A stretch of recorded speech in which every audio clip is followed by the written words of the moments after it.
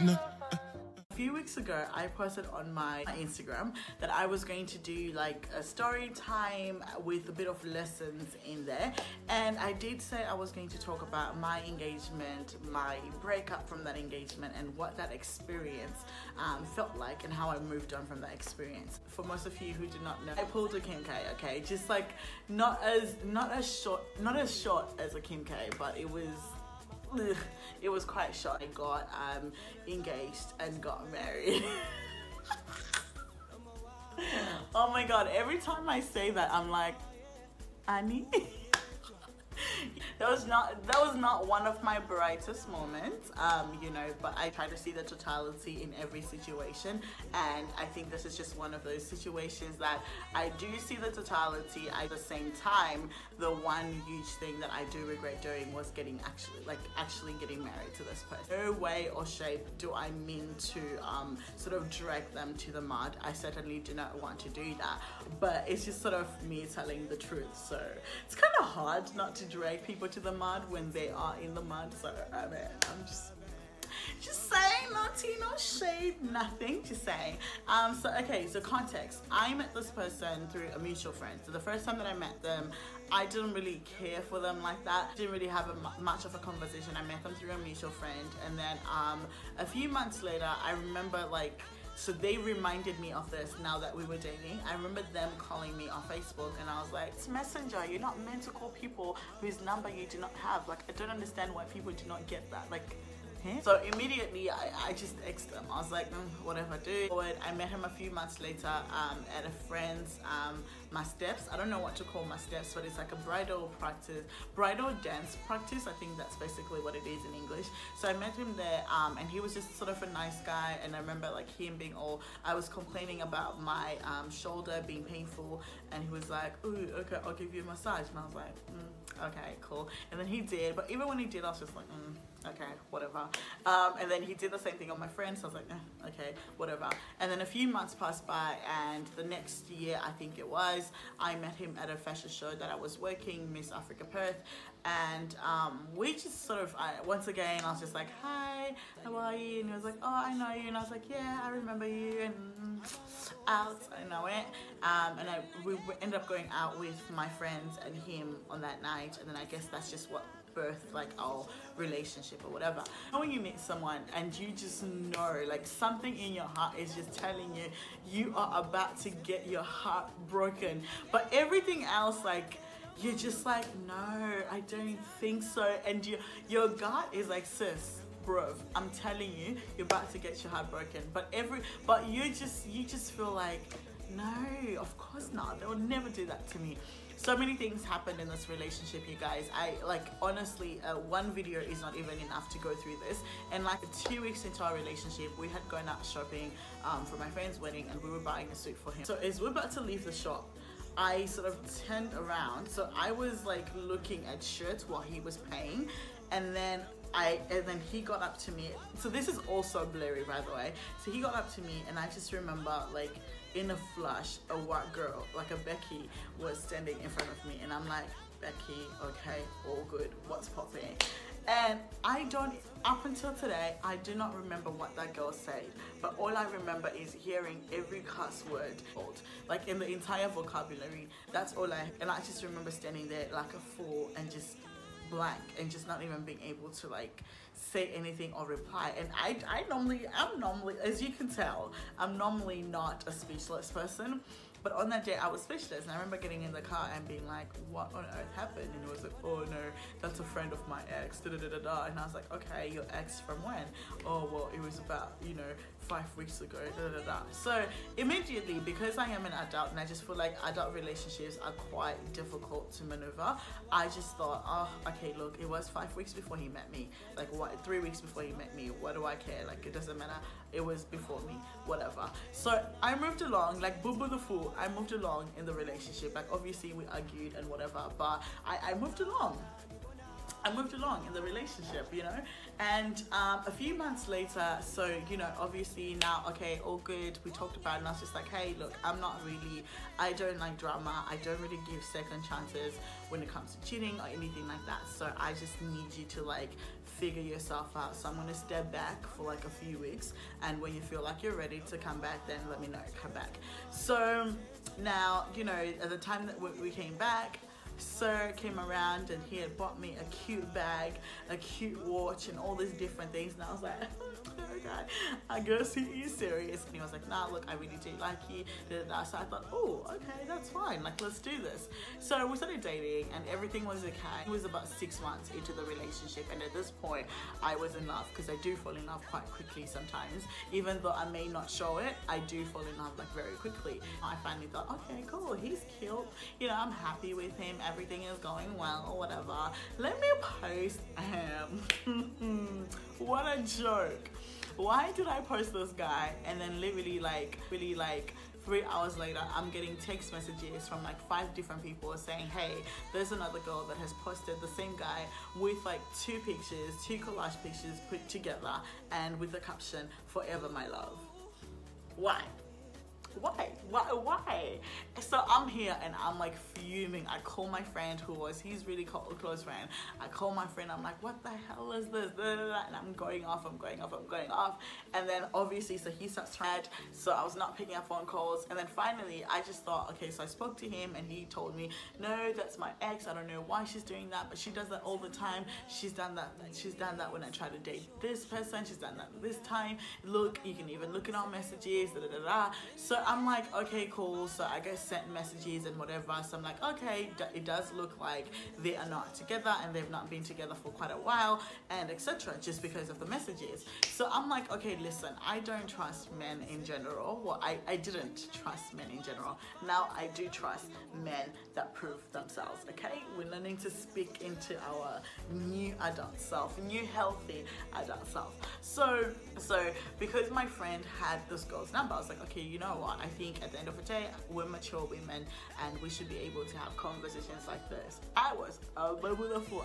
To be quite honest, I have dated quite nice people and I've never had to really deal that much with being cheated on. So I've never had to do like the catty women fight. Don't know how to do rah-rah with females when it comes to relationships, right? So I call this guy and I'm like, hey, my name is so and so, listen, like, I'm sorry to call you like this. And I was super polite and I'm like, I'm so sorry to call you like this, but it does seem like you've posted so and so on, you know, Instagram, and I'm just wondering what the relationship that you guys have, because I have been seeing this person for 6 months. Immediately this girl went off at me. She was like, I don't give a damn about his hoes, you know, you're not even the only one, there's blah blah blah blah blah blah. So at this point I'm so frustrated and I just want to go off at this girl, but I do hate confrontations. So I'm literally sitting on the phone like gobsmacked, literally just like, okay. And then halfway, I think I just had enough, and I just sort of went to her, look, you know what, F off, like, I'm not here. I approached you nicely, so I need you to calm down and I need you to talk to me nicely.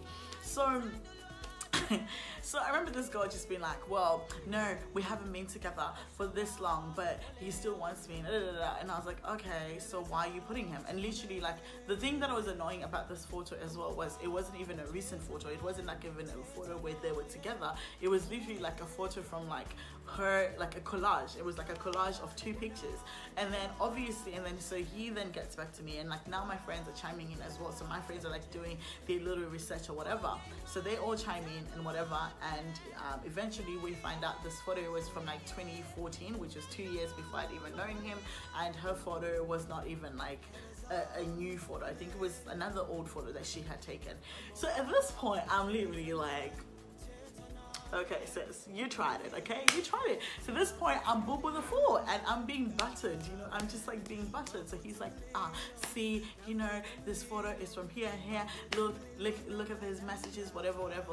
Next thing I know, this girl starts sending me these messages, right? And what she did was she sent so many messages, and she took off dates from all the messages. So then it then became harder to also see when they were talking, when they were not talking. And that's what I really found frustrating about the whole entire situation, that this person was not willing to just sort of come up front with information. I know you don't owe the girl that's in the relationship, but I feel like if you're going to cause drama, you do need to come out with the receipts. Like, you do need to be like, bang, sis, on December the 13th, 2019 at 3:45 p.m. this is what happened. Like, don't come out and be like, oh, 3 December when, sis? Like, 3 December when, really? So anyway, fast forward, so we sorted that situation out. I took a month away from the relationship. Like, I broke up with him and I was like, oh my God, I don't want to date you, whatever. And then like, Boo Boo the Fool, this man was just really good at like just speaking my love languages. He just knew what like little stupid things to do that would make me be like, oh, okay, guess it's not that bad. Okay, I guess I'm kind of overreacting. And I guess the more that I just sort of like let certain things go, the more he just sort of knew how to maneuver certain issues that we would have. That way we would never break up, for real. So fast forward, we had the relationship, went on for a whole year, and then the following year in February, on the 26th of February, which is like Australia Invasion Day, he decided that he wanted to propose. We had been talking about marriage, like, oh, you know, would you like to get married young? And I was like, yeah, I've always wanted to have kids young. I've always thought like being a young mom, because my mom was a young mom. So I thought, okay, like I would love to be a young mom. I'd love to have kids at like 20, 26, 27, you know, just so I can sort of get them out before 30 and then sort of focus on different other things.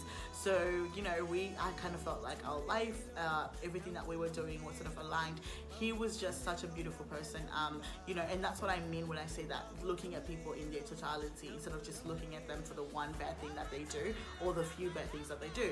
He was the most supportive person that I've ever met in my entire life. Like, this man, you guys, like, I think that's what made it so hard to also leave the relationship, because I don't want to say that this person was manipulative, but when I do look back into the relationship and some of the ways that he would do certain things, I do quite believe that he was very, very manipulative, which is quite toxic. He knew what I wanted and he knew to do what I want, and I think it makes it so much harder when somebody knows you so well or has figured you out, right, and does everything that you want except for that one thing. So it's like you start looking at it like, oh, it's the 80-20 rule. Do I leave the 80 for the 20? Like, what do I do, type of thing? And I think I was constantly battling with that. Whenever little issues would come up with this girl or other girls, I would always go back into that, oh, 80-20, and I'll always go back into comparing him to other people's boyfriends. And I'll be like, well, so-and-so's boyfriend don't even do that, and he still does this and this and this. So, nah, you're lucky, you know. So I was constantly in that comparative state of, and I think that's one of the worst things. So lesson number one, if you have to compare your person to other people, if you have to sit there and be like, well, at least it's not as bad as this one, you need out. You need to leave. Like, you need to get yourself out of that relationship, because you're no longer focused on him. You've now had to settle. You've now had to lower the bar so low that you can only compare him and his actions to the people around you. And I think that's one of the worst places to ever be in a relationship. So for the longest of time, I'd look at things that he would do and I'd be like, oh, well, at least he doesn't do this. And also because he was, like I said, he was manipulative.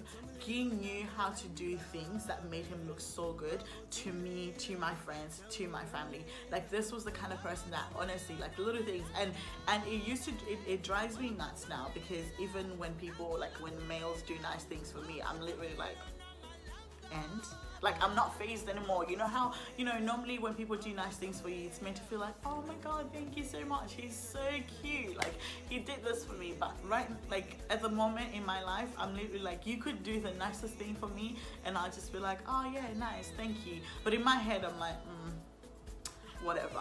And I'm trying to sort of grow out of that, because obviously that's not a nice thing to do. So he just used to know how to do certain things that would make him look good, and certain things that made him look good to me, to my family, to my friends, literally. And I guess also, having said that, also in totality, like I said, the whole point is to always try to look at the relationship in totality and not just look at everything that happened from a negative place of the hurt that you've experienced from them. At the same time, I do feel like that that's probably the kind of person that he is. But having said that, he wasn't that way towards any of his family members. So I do feel as though there was a certain level of manipulation, you know, because I feel like when somebody is the way that they are, there should be some form of integrity and consistency in that. So if they're super nice to you in the relationship, they should be super nice to their friends. They should be known as being super nice to their family. They should be known as being super nice in their workplaces and etc. If you're dating somebody that is super nice to you, right, but then they're nasty to their family, they're nasty to like their friends, they're nasty to their co-workers, they're nasty in general, that's not a person that is nice. That's a person that is nice to you and not nice to anybody else. That's a person that selects, and that's a person that selects when and when not to be nice. So you don't really want to be with that kind of a person. So two, you need to watch what they do around everybody else, because that's what's going to tell you how they're going to treat you when things don't go well between you two. So this person knew, like, obviously I love gifts. I'm such a spoiled brat. I don't apologize for it. I love being a spoiled brat. One of my love languages is gifts. It doesn't even matter what gifts you get me. Like, you could literally write me a letter, you could buy me flowers, you could buy me a $300 watch, you could bring me Boost juice at work, and it's still literally the same thing. I just really love when people do little nice things for me. It's just like the nicest thing that you can do for me. So like, he was very good at that. They would come to my work literally like at lunch breaks and just bring me a Boost juice, because I used to love Boost juice. And sometimes at my work, when I used to work at the mall as a stylist, it used to be so busy that sometimes I'll not be able to have a long break as I'd like to. So they would bring me Boost juice. They would come into my work on days where I was off, and they would talk to, like, so they would come to my work. This is like one of the cutest things that this one used to do.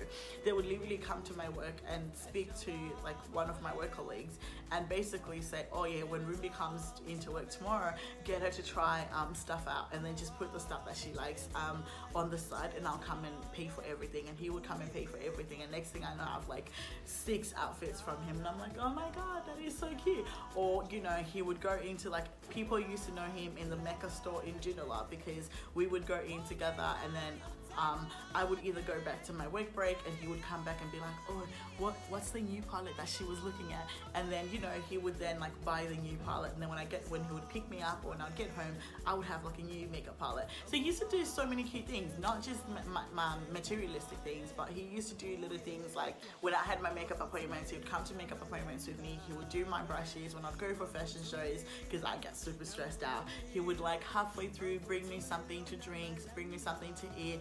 He would stay out and like buy, you know, take pictures for me, clean my brushes, and all these different things, drive me home, do so many things. So he was such a beautiful person when it came to little things like that. He was such an easy person to get along with.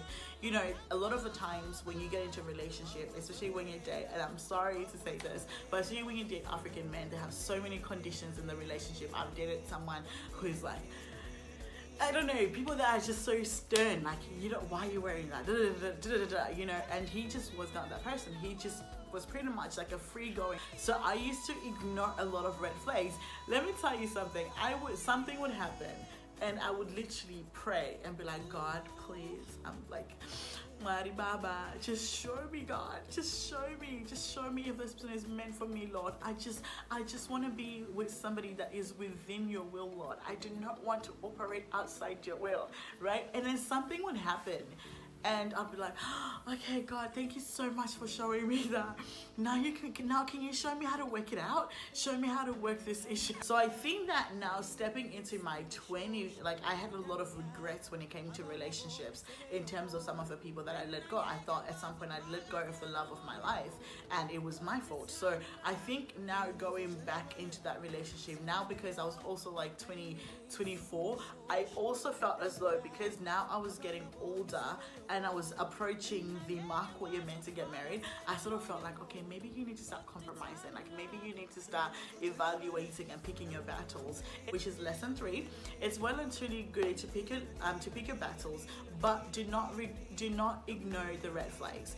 Red flags do not go away. If anything, they expand. If you see it, run, sis, bro, run, manya, tiza, hamba. Okay, just run. Don't. I ignored a lot of the red signs. Like I said, little things like just being flirtatious, like never knowing, like, is this your female friend or is this like somebody that you have interest in? Like, what is going on? And I had never been the jealous type of a female. Like, anybody that knows me, I don't do jealousy. Like, I'm just like, you want somebody else? I started doing the thing that I had always said I would never do. I started opening this man's phone. Sis, the men used to go to the toilet for like 2-3 seconds and I'll be like, and and you know, the thing about it is our gut, which is lesson 4, our gut is so strong, and you should never ever ignore your gut. When your gut tells you something, honestly, run with it, because you have instinct. That's how God speaks to you. That's how the knowledge that you have within you speaks to you. That's how you know what vibes are going on. That's how you pick on energies. Never in your entire life fool yourself enough to ignore your instinct. So I remember one day, okay, one day, okay, I think he had gone to shower or something like that. I honestly can't even remember. And I was just like, what is this phone? You know that little ding ding? And I literally like went through all the covers and whatever, and I found his phone. I was like, okay. So I unlock his phone, I'm going through his phone and everything. And then there was a name, like there was a number that had been called twice that said John. I kid you not. Something in me just said, this is a girl. And I was like, bet. So I get the phone, I get the number, I ring it with my phone, and guess what? It's the ex-girlfriend. The one that had posted him on Instagram, and I was fuming. By the time Men's got out of the shower, he was probably having a nice relaxing shower. By the time that he came out, I was sitting by the edge of the bed, dressed up, ready to go with my bags in my hand, like what's good. And that's another thing as well. I feel like as females, we get, and I think that behavior can actually become quite addictive. That feisty, nasty, rah in relationships. I honestly, I'm not even gonna lie, I've become so used to going rah over little things like this, that when I actually did and it actually bothered me, because I was too much of this, I was not even realizing how much what he was doing was affecting me. Because I think when you're in the moment of you don't actually take time to realize, wait, what this person is doing is actually not cool, and I'm actually quite hurt from this, because you're just experiencing the anger. Let me tell you this. There is nobody that knows how to make up more than a cheater. There is nobody that knows how to make up with you more than a toxic person. They know exactly what to say. Like, they know exactly word for word what to say to you, because they've studied you. They know what's going to come out of your mouth. They know how to pull you down. They know how to calm you down. So don't waste your time arguing with a toxic person. You need to argue with yourself, so you can get to a point where you're like, no, sis, we need to rah ourselves enough to walk out of this relationship. You need to figure out why you are the one who's sitting here looking like boo the fool, listening to their excuses, listening to their lies, and actually taking them and actually believing their lies. That's what you need to be figuring. Lesson number 5. If you do not like them when you're in a relationship with them, if you do not like what they do when you're in a relationship with them, if there are things that they do when you're still in a relationship, like boyfriend, girlfriend, don't you dare think that marriage is going to change it. A ring is nothing, you guys. Like, a ring is probably the most useless piece of jewelry on the entire earth. And I say that because it don't mean nothing other than being a ring. It don't mean nothing other than being a ring. If the commitment is not there, if the faithfulness is not there, if the love is not there, that piece of jewelry, it's just a ring. Do not allow anyone to take you off the market if they're not ready to do what they need to do to keep you off the market. Backtrack, okay? I'm getting ahead of myself. So basically, the 26th of January came, and he basically told me, look, I need you to get your hair done, which was cute. Like, our engagement, I'm not gonna lie, my engagement was dope, okay? I'm not even gonna lie, it was amazing. It was the most beautiful thing that I've ever experienced in my life. So, no lie, there. We'll give him that. So now, the 26th of January came and he had told me, look, I'm picking you up from your house at 2 p.m. Do not be late. And he kept on texting me the whole entire day, like, dude, make sure you're not late. Dude, are you ready? Dude, what are you doing? And in my head, I'm going, okay, what on earth is going on? Like, what the hell is the big deal? So we had gone ring shopping before, so I kind of knew it was coming. I just wasn't sure when it was coming. So now he comes and picks me up and he was like, oh babe, your nails are not done. Okay, I need to get you to get your nails done. He used to do that quite a lot. So for me, it was like, oh, okay, fine. And previously, I had complained to him, like, look, I really feel like I need you to step up. I just thought, okay, maybe that's what he's doing. Like, he's just listening to what I told him. I get my nails done and he leaves, and he came back like 2 hours later.